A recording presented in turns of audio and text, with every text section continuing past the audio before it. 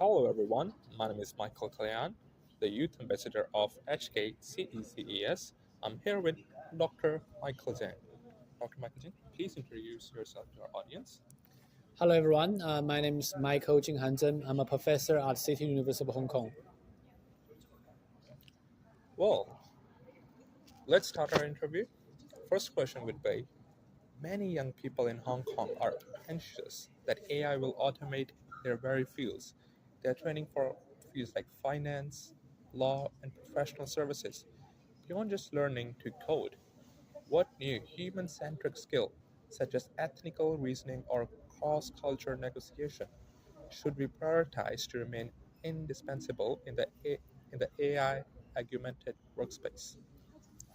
Well, I think it's understandable not for we to be fear of new technology. I think in history there are several rounds of technological evolution. Every time it does bring quite a lot of disruption to the current kind of job market and the kind of skill we need. But if we look back to it, I think it's not that there will be less and less jobs. I think it's a different kind of expectation of what kind of job we need. And think about internet, right? Think about a lot of other technology. I think it's always like that. So is AI. So I think it's what the young people now need is really to think about what kind of distinct skill that will help you to getting ahead in the age of AI. And here I would probably very much argue that the cross-cultural understanding, those personal kind of skills, soft skills become more and more important nowadays, because that's is a part that artificial intelligence cannot do.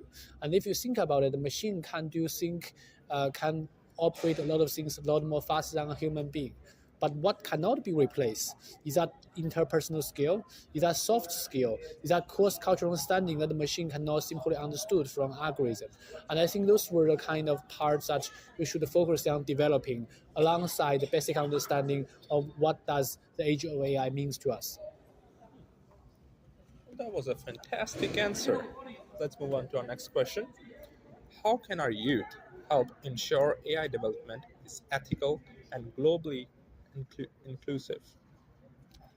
Well, I think that's actually quite a big topic because now there's a lot of discussion on AI for good, AI ethics. I think it's still a trending area. I don't think that we do have a clear answer, and unfortunately, we don't. I think one of the reasons is that AI is developing so fast. We wouldn't know about it. I mean, if you go back to before 2023, we wouldn't have ChatGPT. Then in the university, we wouldn't be debating about whether students should be using it, whether as a professors like myself should we allow students to use ChatGPT or not, right? It's all because of technology comes so fast, and ethics are lag behind. So is our governance. That's what I've been talking about today in the presentation. So I think a lot depends on what kind of new technology we might be seeing, and I'm sure there'll be another ChatGPT style kind of shock with a new technology coming out. And what is crucial is we should working closely with colleagues from different expertise, philosophers, and people in computer scientists, and come together to share kind of values that we should really be championing and how we are able to do that. And clearly, different countries do have different approach to it. If you look at Europe, they were having the Europe AI Act, which is looking at a comprehensive approach towards it. And in the US as well, they want to build AI with American values. And then in China, we want to make sure that AI aligns with socialist core value. So I don't think we have a clear answer to that, but this is clearly one of the most important questions in the age of AI. Fantastic. So let's move on to our next question. The AI race is often framed in the terms of economic and military competition. For a young person who wants to champion a shared future, what are the most pressing ethical dilemmas in AI we should be advocating for now? And what platforms can we use to make our voice heard on the global stage? Right. Well, that's a very important question, I think, nowadays. I think several things to mention. Um, I do think that in a way, if you think about it, how the new technology is being developed and the leading voice in this new technology, they are not necessarily the old guys, which we should say. We will say if you go to a startup tech in Silicon Valley. It's always the young people who are thinking about new ideas, doing new things, and they are the one really championing it. And I think this is a great thing. With new technology, I think in many ways that young people are much more capable of adapting into the new environment and thinking ahead and much more likely to accept and welcome new ideas. So this is a good thing for young people. And in terms of I think what we should really be thinking about is to have an open mind to this new technology as young people and thinking about what kind of career you want in the future, what kind of skills you do have in the future. And this appears to be quite important along the road. And in terms of how voice being heard, and I do think that this is a quite a complicated question looking from different countries. And if you are a young person in Hong Kong, a young person in the US, I think in those two countries where you got quite advanced development of AI and different kind of technology, there is a lot of way for your voice to be heard, right? Think about TikTok, things like that. But if you were in more developing countries and in countries where potentially they have to technologically more relying on technologically more advanced country or AI superpower like China and US.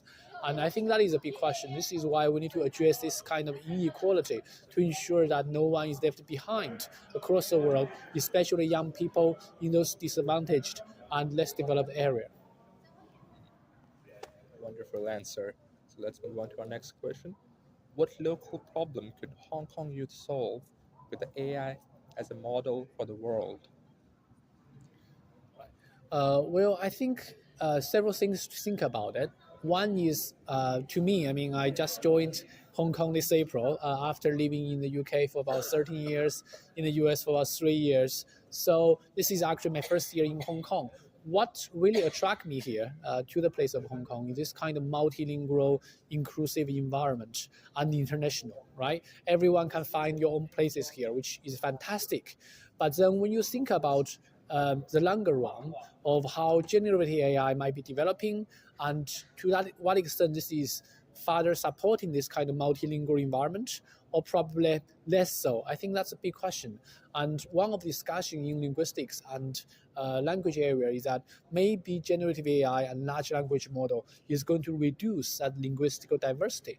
This would mean that if you speak English, I mean, English will definitely, language will be more dominant in the future because all the coding written in English, right? And you can use English to write poems and give instructions, you'll get much better answer. From that perspective, much better.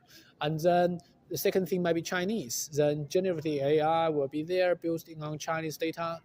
But then how about other language? Like in Hong Kong, for example, if you speak locally Cantonese, to what extent that a Cantonese speaker might be the service they got from AI, from generative AI, might be not the same quality you expect from Mandarin or English. I think that is a question we need to think about in the long run, especially those large language models tend to focus on those dominating language.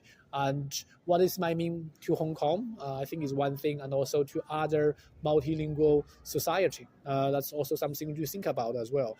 I think in a way it is a local problem, but also it's a global problem as well. Well, that was a wonderful answer. Let's move on to our last question.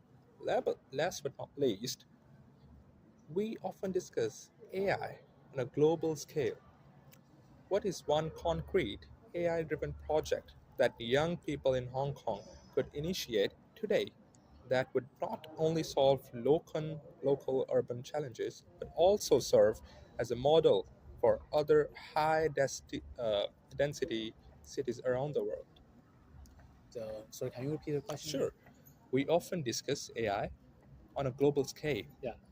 What is one concrete AI driven project that young people in Hong Kong could initiate today that would not only solve a local urban challenge but also serve as a model for other high density cities around the world? Okay.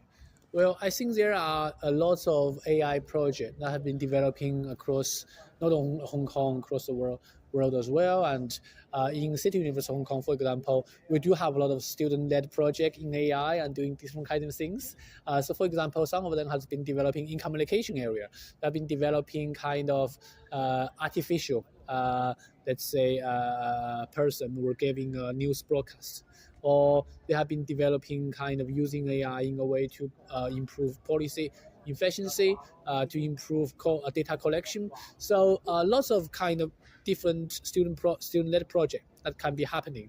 And one of the key things in City University Hong Kong we have been doing is to try to make sure we embedded AI in a lot of our programs and make sure that our students are being trained and with the right skill and advanced skill to adapting into the age of AI. And we do have quite a range of kind of AI relevant kind of student-led project to serve the community, serve Hong Kong, and serve global as well. And I would certainly encourage our young people to think about it, how to participate, right? Especially those in the university, think about how you can participate in those student-led project, research project, internship project, so that you understand what the future will need from you, what the age of AI will need from young people nowadays.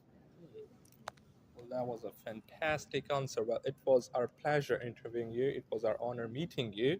And I hope our audience would have learned something new from these questions and answers. Well, hope to see you again soon. Thank you very much. Thank you, Michael. 好，谢谢，Thank you。谢谢。我也 Thank you very much. 是。